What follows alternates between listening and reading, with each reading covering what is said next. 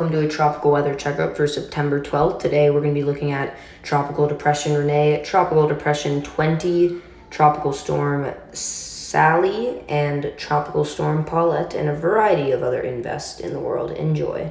And Rene has yet again weakened. It has moved over that area of high wind shear that Paulette entered earlier, the cloud fall. It's pretty much just one small area where the clouds are. Water temperature is pretty warm. It's not really going to matter because the wind shear is going to tear the storm apart.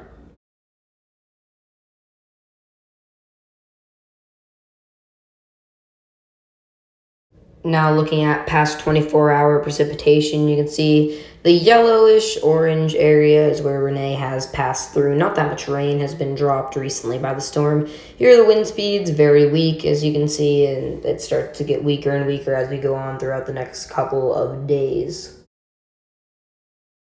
Now looking at Rene's intensity, 55 km/h winds, 1,006 millibars of pressure, and moving northwest at 22 km/h. It's going to continue that northwest trend until it's going to start moving very slowly and then begin to move southwest and become post-tropical.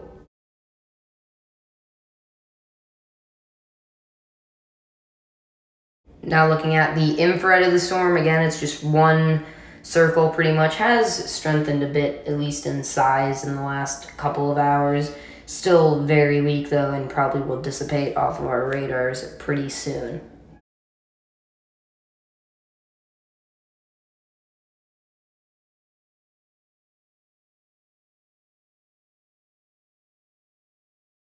Now looking at the cone for Rene, nothing very interesting. No land and interaction, no watches or warnings are in place right now. Here's the chance of tropical storm force winds. The highest chance is only 30%, so most likely we won't be seeing any tropical storm force winds anytime soon. And the models, not as all over the place, but still very vague. And here is the very recently formed Tropical Depression 20, soon to be Tropical Storm Teddy. It's very disorganized, a very large area of convection this storm can come out of. Now looking at the cloud fall for the storm, very disorganized. Just a very large set of thunderstorms around where the center of the storm is. Water temperatures had pretty warm, and that's why they expect a gradual strengthening of the storm.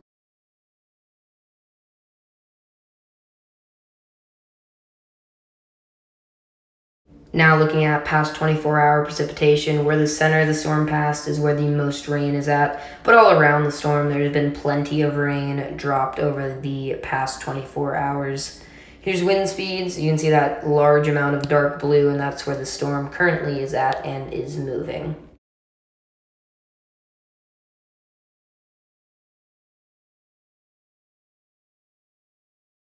Now looking at the intensity, 55 km/h winds, 1,005 millibars of pressure, and moving west-northwest at 15 km/h. Very interestingly, this thing has a lower pressure than Rene, which just goes to show how weakened Rene currently is. They do expect this thing to get up to a hurricane, though.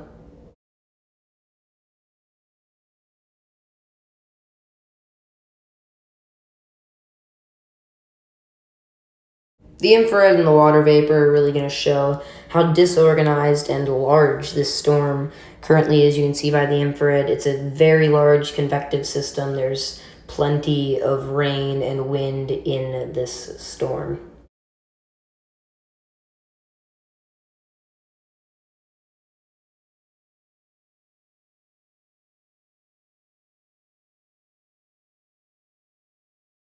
And here is the cone. Nothing really too interesting. No land in that cone. Also no watches or warnings in place right now. Here's the chance of tropical storm force winds. You can see some dark oranges, which is 50, 60, 70%, and the models luckily don't have it coming anywhere close to the US.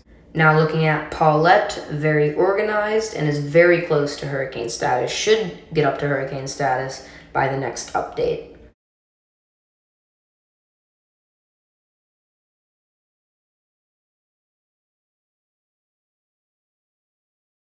Now looking at the cloud fall, you can see a very large area that Paulette is taking up as it is heading for Bermuda. Water temperature is pretty warm until it starts going towards the north, and that's when they expect the storm to weaken.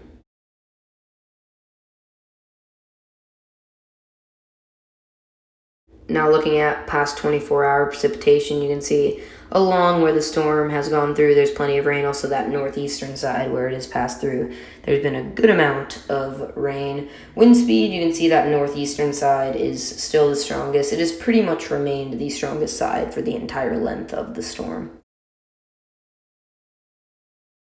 Now looking at Paulette's intensity, 110 kilometer per hour winds, 981 millibars of pressure, and moving west-northwest at 24 kilometers per hour. It's going to continue that west-northwest track until it gets close to Bermuda, where it will now, they're saying, make a direct landfall on the island of Bermuda as a Category 1 and possibly a Category 2 storm.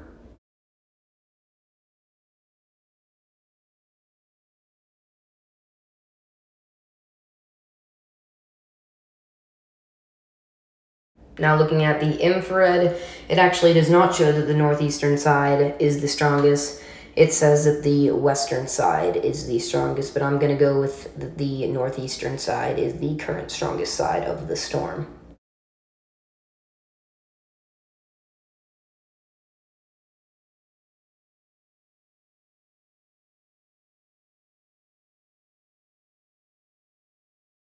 And here is the cone just going over Bermuda pretty much, and there is a hurricane warning on the entire island of Bermuda. Finally, they should have done that a long time ago. Chance of tropical storm force winds 100% on the island of Bermuda, and that's pretty much it. Here are the models, all of them having it go over Bermuda.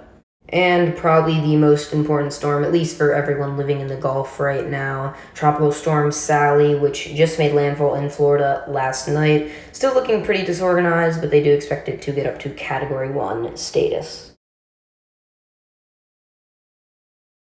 Looking at the cloud fall, a very large area of convective thunderstorms all across Florida and even reaching down into Cuba. Water temperatures are very warm ahead, and that's why they expect a pretty rapid intensification for the storm.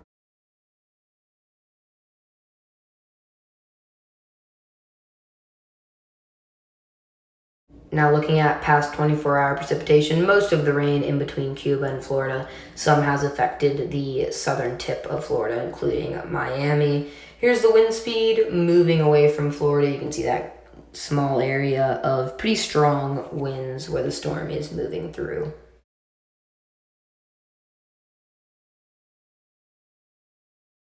Now looking at the intensity of Sally, 65 kilometer per hour winds, 1,003 millibars of pressure, and moving west-northwest at 13 kilometers per hour.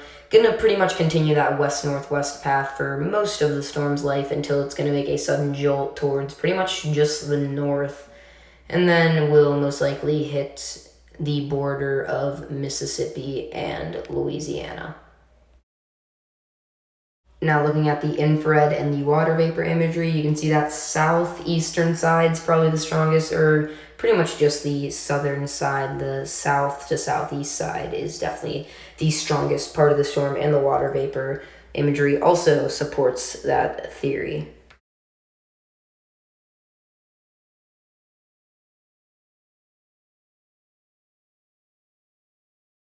Here is the cone for the storm. You can see aiming right at Louisiana, Mississippi. Hurricane watches all across Louisiana, Mississippi, and also some tropical storm watches in Alabama and Florida. Chance tropical storm force winds getting up into the 80 to 90% in parts of Louisiana and Alabama, and the models are really all over the place, taking in a bunch of places in the Gulf.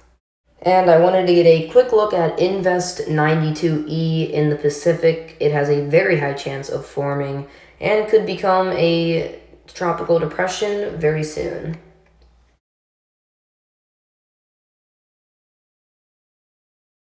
Now looking at the cloud fall, you can see it's just a very large area of convective thunderstorms.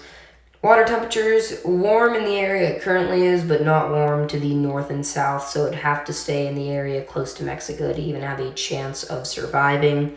Past 24-hour precipitation, you can see that is where the most rain has been dropped, where that center of the storm currently is, and wind speed, a large dark blue area to the west of Mexico.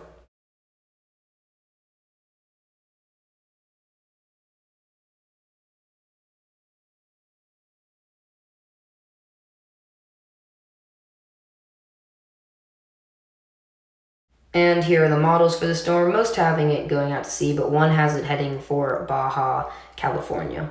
Now looking at the Atlantic outlook, you have Tropical Depression 20, Tropical Depression Rene, Tropical Storm Paulette, and Tropical Storm Sally. You also have the two invest, the one in the Atlantic close to Africa and the one currently in the Gulf of Mexico. And here is the Eastern Pacific outlook. Again, nothing for the Central Pacific. You can see 92E and another storm with a small chance of formation. Thank you for watching. If you want more tropical weather checkups and weather videos in general, definitely comment down below. Thank you for watching. Stay safe. Bye.